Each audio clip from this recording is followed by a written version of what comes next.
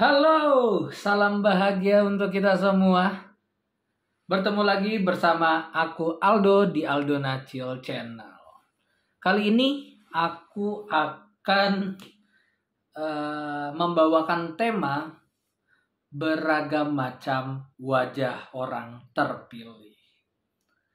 Tapi sebelumnya teman-teman, seperti biasa ya, aku akan berdongeng atau akan bercerita, aku akan lebih menjelaskan lewat perumpamaan ya teman-teman ya, lewat perumpamaan. Dan salah satunya pasti aku akan bercerita tentang anime. Di anime yang lagi booming sekarang yaitu anime One Piece. Ya, di salah satu chapter anime One Piece ada kisah tentang yang disebut Tenryubito. Ya teman-teman ya, ini mungkin penggemar One Piece udah tahu atau lebih tahu daripada saya. Itu ya. Tenryubito adalah sosok atau sebuah perkumpulan atau kelompok itu yang disebut dengan naga langit ataupun kelompok yang bisa dibilang itu kelompok bangsawan ataupun itu kelompok keturunan dari seseorang yang mendirikan world government di dunia One Piece 800 tahun yang lalu. Nah, bisa dibilang orang-orang ini adalah orang-orang terpilih atau the chosen people chosen ya, dimana dia adalah orang-orang terpilih, orang-orang yang memang diagung-agungkan oleh rakyat. Tetapi orang-orang terpilih ini ataupun orang-orang yang merasa dirinya istimewa, dia bertindak semena-mena sama rakyat. Dia korupsi, dia adalah simbol korupsi ya. Simbol korupsi juga gitu ya. Dia memperlakukan rakyatnya itu tidak adil gitu. Nah, inilah yang dilawan oleh Luffy dan kawan-kawan gitu ya.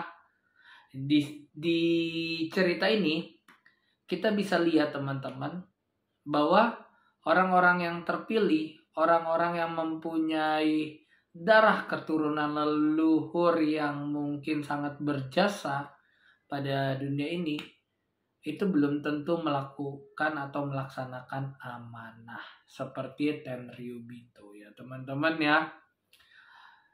Skip di situ dulu. Selanjutnya aku akan masuk ke cerita perwayangan teman-teman. Nah, di cerita perwayangan kita ditampilkan oleh sosok kedua orang terpilih ya. Dalam arti di sini aku ingin menjelaskan perwayangan yang berjudul tentang Karna Tanding atau Karno Tanding kalau dalam perwayangan.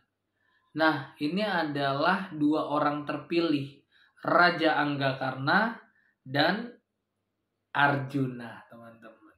Kita udah tahu lah ya siapa Arjuna. Arjuna adalah sosok protagonis. Dia baik hati, dia ingin merebut kekuasaan hak dari ayahnya sendiri ya, dan dia juga didampingi oleh Basudewa Krishna ataupun Batara Guru ya.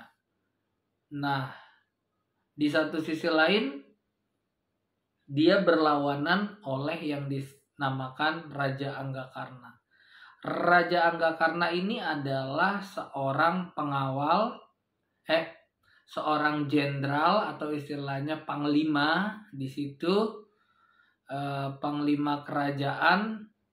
Nah, dia itu bertanggung jawab atas pasukan Kurawa juga, dan dia merasa dirinya itu punya utang budi sama Kurawa karena bagi dia adalah Kurawa adalah sosok yang membesarkan dia dan mengangkat dia sebagai raja.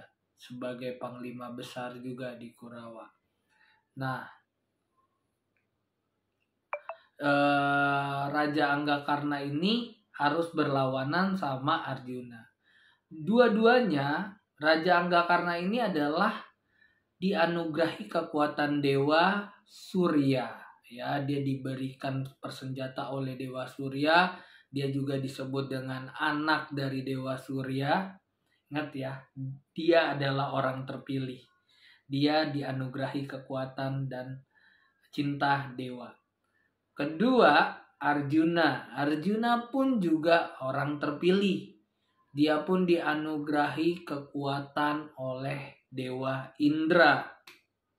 Ya, dia dianugerahi kekuatan, dipersenjatai kekuatan, dan anak dari Dewa Indra. Dan disebut anak dari Dewa Indra. Nah, dua-duanya ini harus bertempur, teman-teman. Mereka sama-sama orang terpilih. Mereka sama-sama mempunyai power dewa.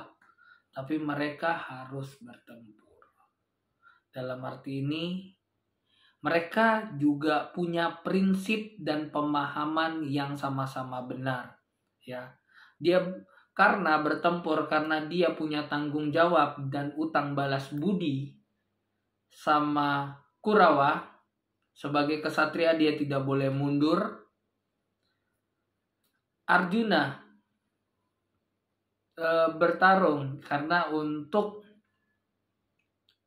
membela ketidakadilan ataupun merebut kembali kekuasaan ayahnya. Dalam arti ini Arjuna juga berbicara sebagai anak.